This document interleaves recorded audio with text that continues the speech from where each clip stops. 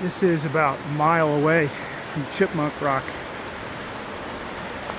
and it is this waterfall.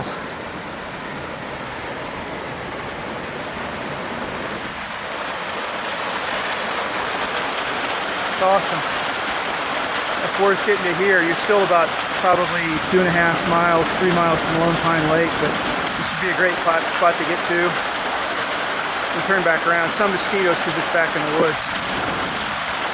A little bridge to go across.